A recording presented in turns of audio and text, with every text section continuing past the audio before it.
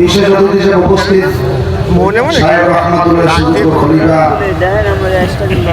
আলহাজ হযরত মাওলানা হাবিবুর রহমান খান সাহেব হযরত বিশ্বাবুল জাটারা আলহাজ হযরত মাওলানা মুজিবুর রহমান হযরত বিশ্বাবুল কালীশুরি জনাব মোহাম্মদ মাহবুব মানিক সাহেব সহ সাংগঠনিক সম্পাদক বাংলাদেশ মুজাহিদ কমিটি বরিশাল বিভাগ আলহাজ হযরত মাওলানা হেদায়েতুল্লাহ জিহাদি সাধারণ সম্পাদক বাংলাদেশ মুজাহিদ কমিটি পটুয়াখালী জেলা উপস্থিত বিভিন্ন সংগঠনের দলীয় দায়িত্বশীল নেতৃস্থানীয় ব্যক্তিবর্গ বিভিন্ন জেলা উপজেলা ইউনিয়ন থানা জেলার আমাদের বিভিন্ন মুজাহিদ কমিটি সহ সহযোগী সংগঠনের বিভিন্ন দায়িত্বশীল বৃন্দ বিভিন্ন মসজিদের ইমাম মাদ্রাসার শিক্ষক ব্যবসায়ী যুবক ভাইয়েরা পর্দার অন্তরালের সম্মানিত মা বোনেরা বিশেষ করে একদল মানুষকে আল্লাহ কুতুব ফজলুল করিম রহমাতুল্লাহ পালা ঘুঘু বলে ডাকতেন আল্লাহ কুতুবের পালা ঘুঘু আমার মুজাহিদ ভাইয়েরা আল্লাহ পাকের দরবারে শুকরিয়া আদায় করি আজকে 21শে নভেম্বর পটুয়াখালীতে এভাবে আরো নভেম্বর গেছে কিন্তু এইভাবে একটা অবস্থান আমার মঙ্গলের একটা পটুয়াখালীর চিরস্মরণীয় ইতিহাস হয়ে থাকবে আপনারা তো পিছনের দিকে দেখতেছেন না আমি মনে করতেছি সর্বময় 1 ঘন্টা মাঠে আমরা বসছি পটুয়াখালী রাস্তাঘাটে দোকানে পাটে আনাসে গানাসে দোকান করে সব মানুষের মুখে আলোচনা বাংলাদেশ মুজাহিদ কমিটি মুজাহিদ সম্মেলন সফল সার্থক হোক বিশ্বাবুল সরমায় জিন্দাবাদ বাংলাদেশ মুজাহিদ কমিটি জিন্দাবাদ কি বলে ভাই আসলে আমরা কেন আসলাম আমরা কি সরমায় হুজুরের জন্য আসছি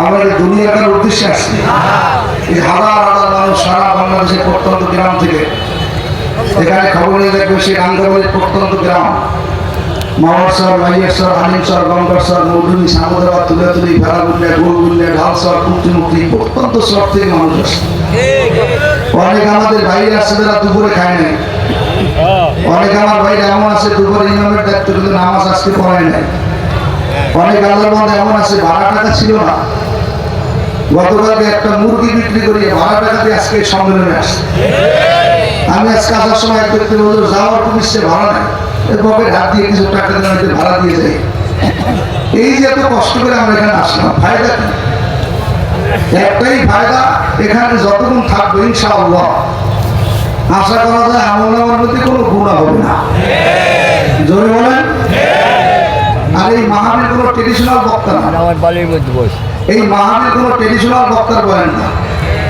এই মাহফিল এমন এক বক্তার বয়ান তিনি বলতে গেলে বাংলাদেশের কোন উল্লেখযোগ্য রূপালী ডাক্তার আমরা বিভিন্ন সময় বিভিন্ন মাহফিলে যাই দেখা যায় মাহফিল চলতেছে কিন্তু আমাদের মধ্যে তেমন পরিবর্তন আসে না এক ব্যক্তি অনেক বয়ান শোনা এইসব মানুষের চেহারা দেখা এর মধ্যে অনেক পরিবর্তন আপনারা জানেন এখানে হাজার হাজার ওলামা একরাম জ্ঞানীগুলি বুদ্ধিমান মক্কা মদিনাতে একটা জায়গা এখনো আছে যার নাম আহলে সুফা ওটা আল্লাহর হাবিবের জমানায় ছিল সেখানে সবসময় কিছু সাহাবা একরাম আল্লাহর হাবিবের সাথে থাকতেন প্রশ্ন করা হয়তো আপনারা এখানে কেন থাকেন 2 দিন 3 দিন 4 দিন 5 দিন 6 দিন 7 দিন তাদের স্বভাব হলো আমরা 2টা কারণ এখানে থাকি একটা কারণ আমাদের যখন মৃত্যু হবে আমার মৃত্যুর জন্য আল্লাহর হাবিবের কাছে বসে হয় একটা ভালো মানুষের কাছে মৃত্যু হলে কি হয় আপনার মৃত্যু যখন সাকরাতুল মওত শুরু হবে তখন লোকটা আপনার জন্য এসে শুরু করবে আক্রমণ শুরু করবে দোয়া করবে আপনার কানে কানে কালিমা শাহাদাত করবে আপনাকে দোয়ার তালকিন দেবে আর একটা কারণ আল্লাহর হাবিবের কাছে বসে যদি আমাদের মৃত্যু হয় আশা করা যায় কিয়ামতের ময়দানে এই সুবরিশ আল্লাহর হাবিব আমাদের জন্য করিয়ে আল্লাহ পাক বিনা হিসেবে আমাদের জান্নাত দিয়ে সুবহানাল্লাহ কাজী ভাইরা আল্লাহ পাক যেই মানুষকে মহব্বত করে ভালোবাসে তাকে কিন্তু দিনের কাজ করার তো এখানে অনেক অসুস্থ মানুষ আছে অনেক হাড়ে অপারেশনের মানুষ আছে অনেক লিভার অপারেশনের মানুষ আছে অনেক হাত পা লুলা পঙ্গু মানুষ আছে এই পটুয়াখালী শহরের কিন্তু বদনসিব কপাল বলা এখানে আসার সুযোগ আল্লাহ কিন্তু ফজল করেন বলতো বাবা এত মানুষ আছে উনি কেন যায় না বুঝে বাবা অনেকে মনে করে গেলি ওরা সর্বনে মুড়ি তৈরি যাওয়া লাগবে হাতে দল করা কি কথা পরিবার সর্বনে দুনিয়ার নেতা আখেরাতের নেতা যে চরিত্র ছিল আল্লাহর হাবিবের তিনি যেভাবে মসজিদ ইমামতি করতেন ময়দান অন্যের বিরুদ্ধে হাতে লাঠি নিয়ে কাটতে করতেন ইসলাম। আমরা এই মানুষকে বুঝাইতে পারি না। হ্যাঁ না, আল্লাহ হাবিব কি রাষ্ট্রপ্রধান ছিল? জবান খুলে তার ইন্তেকালের পরে আবু বকর সিদ্দিক রাদিয়াল্লাহু ছিল? তার ইন্তেকালের পরে ওমর ফারুক রাদিয়াল্লাহু ছিল? তার ইন্তেকালের পরে কি ওসমান গনি রাদিয়াল্লাহু ছিল? তার ইন্তেকালের পরে কি হযরত আলী রাদিয়াল্লাহু ছিল? আমাদের ঝামেলা এক জায়গায় বিপদ এসে ঝামেলা সালিশ মানছে হুজুরে, গুন্ডা মাইনি কয় হুজুরে থাকলে আমরা সালিশ করব না। কি কথা? হুজুরে করবে গেলে মশাই দোয়া দুধ করবে আর আবার সালিশ গেছে, মানে উনি হুজুরে সালিশ করে ফায়দের গোপনে করতে হবে। এই জন্য আমরা চাই আল্লাহ ওলির নেতৃত্বে, বিশ্বের চরমার নেতৃত্বে বাংলার জমিনে একটা ইসলামী হুকুমত কায়েম করা। এই জন্য আল্লাহর কোনো ভুল করে রহমতুল্লাহ কাছে আমরা চেষ্টা করতেছি। কবুল করার মালিককে বলে আল্লাহর কুতুবের আশা ছিল দক্ষিণাঞ্চল থেকে ইসলামের বিজয় হবে। আজকে বিভিন্ন ভাইরা তাকায় দেখেন পটুয়াখালী ঝাউতলা শহীদ মিনার, এখানে খানা দেওয়া হয় নাই, অর্থ দেওয়া হয় নাই, টাকা দেওয়া হয় নাই, ভাড়া দেওয়া হয় নাই। মনে হয় যেন মানুষ এমন ভাবে ইসলামের দিকে ঝাঁকতেছে, এই জমিন থেকে ইসলামের বিজয় হবে। ঠিক না বলুন ভাইরা? আল্লাহ হাবিবের কি মিশন ছিল? নবী জমিনের মধ্যে ডাকতেন মানুষকে বলতে নিয়ে আইবার নাস গুরু লা ইলাহা ইল্লাল্লাহ তুফলিহু। এই মানুষ আমার দিকে আসো বলে নাই, এই মানুষ আমার দল করে বলে নাই।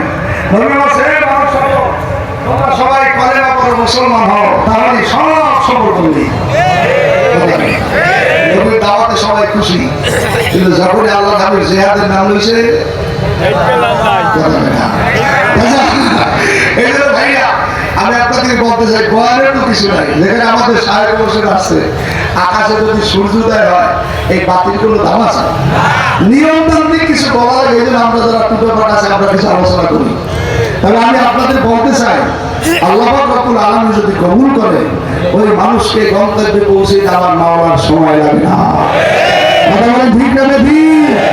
সর্বনা একটা সবাই মিয়া, এই সর্বনা কিন্তু কোনো থানা না, জেলা না, বিবেক না, কিন্তু না, ছোট একটা ইউনিয়ন, তার চতুর্দিকে সব নদী। আমার মনে আছে আমরা 2017 সালে হজে গেছি, তবের পরে যখন সাধারণ পোশাক করে করতেছি, মাথায় টুপি, তাহলে মক্কার দিকে সে আমাকে সর্বনায় তোমরা মক্কা মন্দিরের মানুষ সর্বনায় ছিল। আমরা জানি বাংলা কবুল করার মালিককে। সর্বনায় বললে হ্যাঁ কথা কয়। আচ্ছা, পটুয়াখালী জেলায় সবচেয়ে বলতে গেলে সবিনয় মির্জা অথচ বাউফল 15 নয়। আচ্ছা বলেন তো, সারা বাংলাদেশের মধ্যে পটুয়াখালী ছেলে না, বাউফল ছেলে না, দুমকি ছেলে না, গলাচিপা ছেলে না, 10 বিঘা ছেলে না, ছোট একটা উপজেলা মির্জাগঞ্জ ছেলে। কারণ কি মির্জাগঞ্জ এরদিন খলিফা রহমাতুল্লাহ আলাইহি ঘুমিয়ে গেছে। কথা ঠিক না ঠিক? আমি বুঝাইতে চাইছি, ব্যক্তির কারণে জায়গার দাম বাড়ে, জায়গার কারণে ব্যক্তির দাম বাড়ে। আজকে জায়গার দাম আল্লাহ সর্বনায় পীরের কারণে বাড়িয়ে গেছে। কথা ঠিক না ঠিক? আজকে পটুয়াখালী অলিতে অলিতে একই আওয়াজ, ইসলাম চাই, কোরআন চাই, আল্লাহকে নিয়ে কবরে দিতেছে। ভাইয়া অসমাপৃত মানুষ হেদায়েতের মালিক কে? জোরে বল। হ্যাঁ, হেদায়েতের মালিক কোরআন হাফিজ অসমাপৃত উদ্দেশ্য করে আল্লাহ হেদায়েত দিয়ে